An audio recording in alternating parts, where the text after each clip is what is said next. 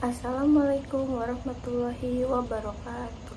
Perkenalkan, nama saya Sabia Aska Maulida dengan NIM 2227220034 dari kelas 1A PGSD 2022.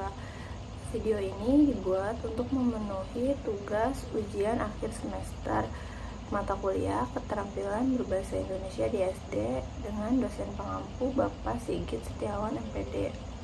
Di video kali ini saya akan mendongeng sebuah cerita yang berjudul Bawang Merah Bawang Putih. Disimak baik-baik ya. Pada zaman dahulu hiduplah sebuah keluarga yang sangat bahagia. Keluarga itu memiliki seorang anak perempuan yang cantik dan berhati lembut bernama Bawang Putih. Bawang Putih memiliki tingkah laku yang sopan dan budi bahasanya yang baik. Orang tua Bawang Putih sangat mencintai anaknya tersebut. Mereka memberikan pendidikan, perilaku, dan kasih sayang yang cukup untuk Bawang Putih sehingga Bawang Putih tumbuh menjadi anak yang berbakti kepada kedua orang tuanya. Pada suatu hari, terjadilah sebuah musibah yang menimpa keluarga bahagia tersebut. Ibu dari Bawang Putih meninggal karena sakit. Bawang Putih dan ayahnya sangat bersedih. Untuk menghilangkan kesedihan pada Bawang Putih, ayahnya pun menikah lagi. Istri baru ayahnya adalah seorang janda yang memiliki seorang anak perempuan bernama Bawang Merah. Ia seusia dengan Bawang Putih.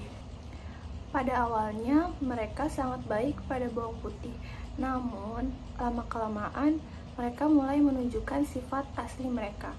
Ternyata mereka ini jahat. Mereka selalu menindas Bawang Putih. Bawang Putih disuruh untuk mengerjakan semua pekerjaan rumah, sedangkan mereka hanya bermalas-malasan. Ayah Bawang Putih sama sekali tidak mengetahui hal ini, karena ayah Bawang Putih selalu pergi berdagang keluar kota selama berbulan-bulan. Sedangkan jika ayahnya balik, Bawang Putih tidak berani mengadukan perilaku ibu tirinya dan saudari tirinya. Pada suatu hari, ibu tirinya menyuruh Bawang Putih untuk mencuci baju di sungai. "Bawang Putih, cucilah semua baju-baju kotor ini dan berhati-hatilah, jangan sampai ada yang rusak, apalagi hanyut di sungai," perintah ibunya. "Baik, Bu," jawab Bawang Putih. Kemudian Bawang Putih pergi ke sungai.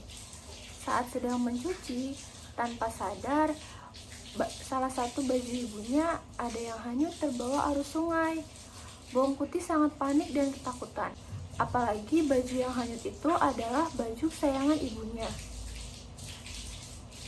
Bawang Putih akhirnya kembali ke rumah dan melapor kepada ibunya. Bawang Putih akhirnya kembali ke rumah dan melapor kepada ibu tirinya. Ibunya sangat marah. "Dasar bodoh, bajuku itu harganya sangat mahal. Apakah kamu mampu untuk menggantinya? Cepat carikan bajuku, jangan pulang sebelum membawa bajuku kembali." Bawang Putih sangat sedih dan ia berjalan menyusuri aliran sungai. Lalu ia bertemu dengan seorang pemburu yang sedang minum air di pinggiran sungai.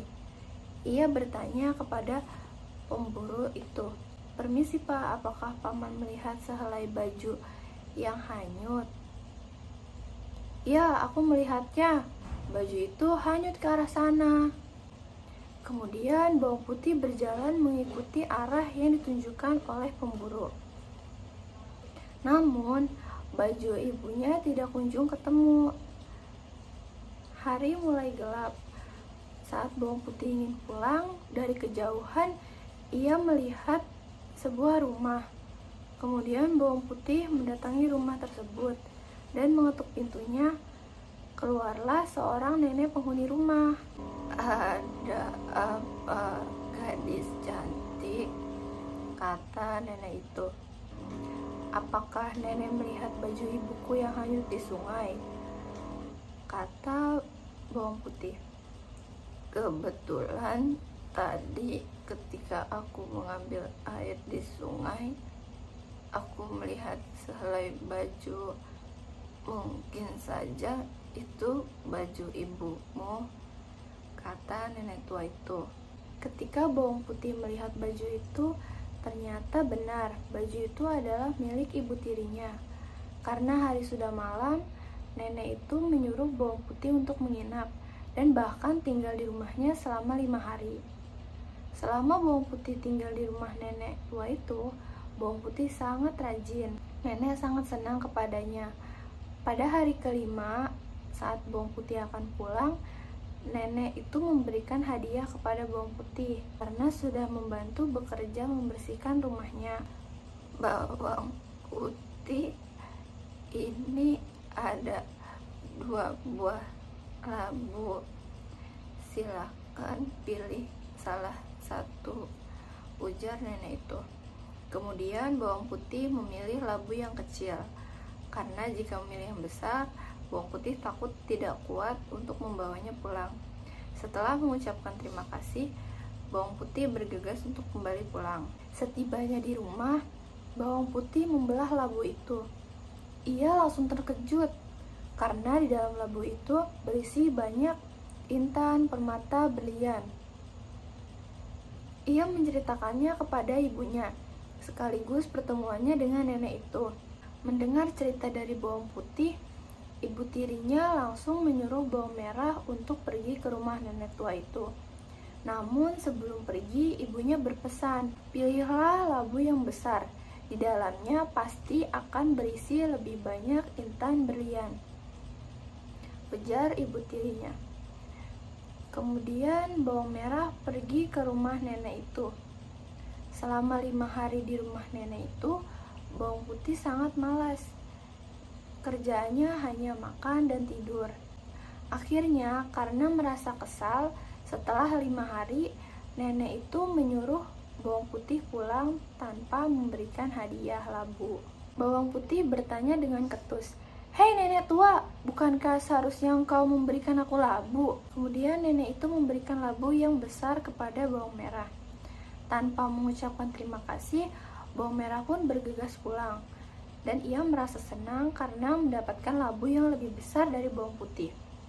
Sesampainya di rumah, bawang merah dan ibunya langsung mengusir bawang putih keluar dari rumah, serta mengunci pintu dan jendela agar tidak ada yang tahu isi dari labu itu.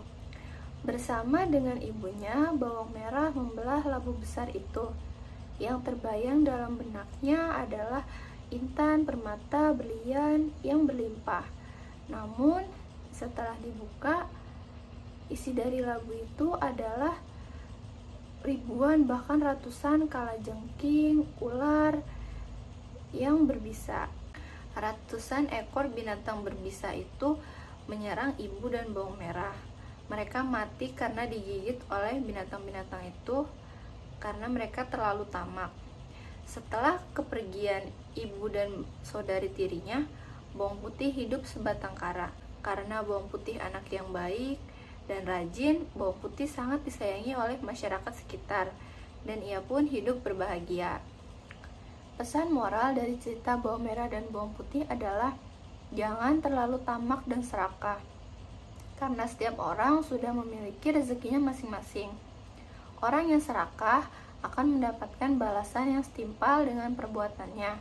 Selalu berbuat baiklah dalam setiap tingkah laku, maka kita akan mendapatkan kebaikan dan kebahagiaan. Sekian video mendongeng saya, kurang lebihnya mohon maaf. Wassalamualaikum warahmatullahi wabarakatuh.